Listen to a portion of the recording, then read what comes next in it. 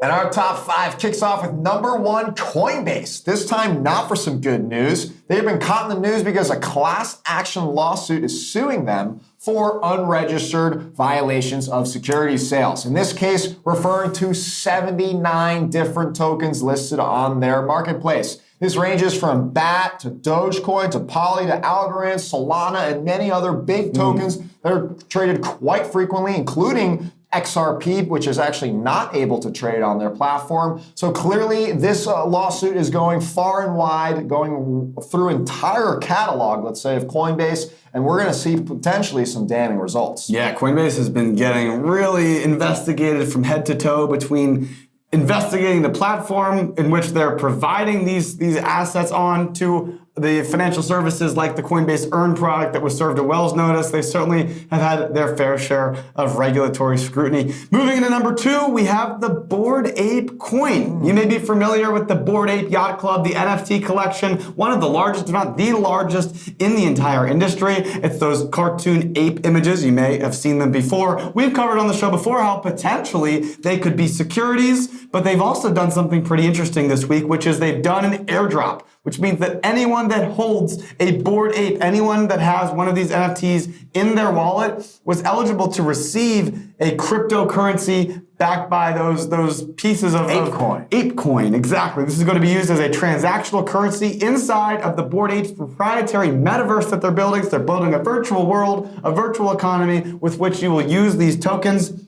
Created by Yuga Labs. This is the company that built the Bored Ape collection, but they actually formed the Apecoin DAO, which governs this token distribution. So they're estimating $450 million in revenue this year through the Bored Ape collection and some land sales inside of the metaverse. This company is flying, but again, it starts to bring up some of these questions around distributing dividends, or is this a token? How do all the things get classified? It's worth noting that the Ape DAO they set up, they distanced themselves from, there are no Yuga Lab executives on this DAO that controls the governance around this token.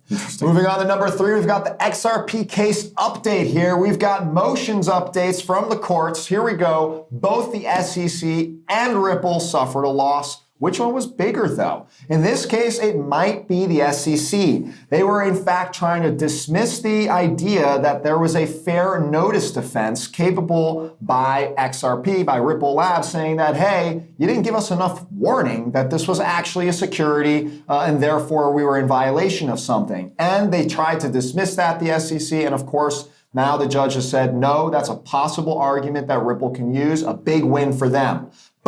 And meanwhile, the Ripple, specifically its CEO and the founders, have been trying to protect themselves and get rid of the case altogether. In fact, the judge also did not give them. In fact, they will have to continue with their trial, which means they still can fall for violations within securities laws. We're just going to have to see this play out now. We've covered this many times on the show. We got to give you the updates. So we're still in that stalemate, but progress is happening.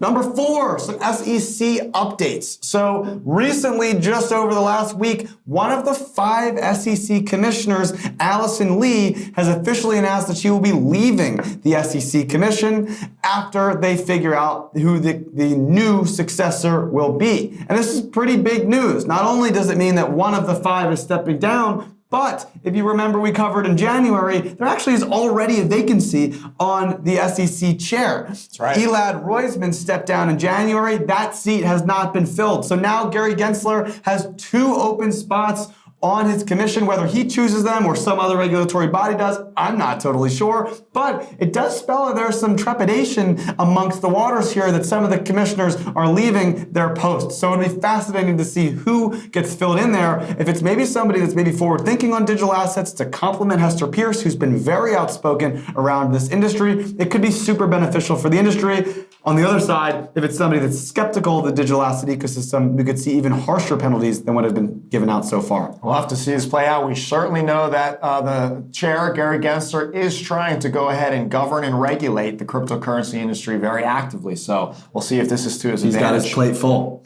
Now, moving into number 5, you gotta know a little self-promotion here. We have released a report with Cointelegraph, the first ever real estate tokenization report. It's full coverage of the entire industry. You gotta have it if you're interested in buying some security tokens. Our team, Anish Shinkray and Peter Gaffney, both from Security Token Market and Security Token Advisors, collaborated with our entire team to actually make this 33-page report. And Kyle, I gotta say, I think it's gold. Folks, this is tens of hours of work. This is hand-wringing data on blockchains across brokers, collecting all the information in the world. It's a premium report. It's priced that way. I gotta be honest, but look, this is the #1 resource you could possibly find on tokenized real estate, both primary offerings and secondary market. This is gold. So it will be worth your dollar. It's worth your spend. Check it out if you're interested.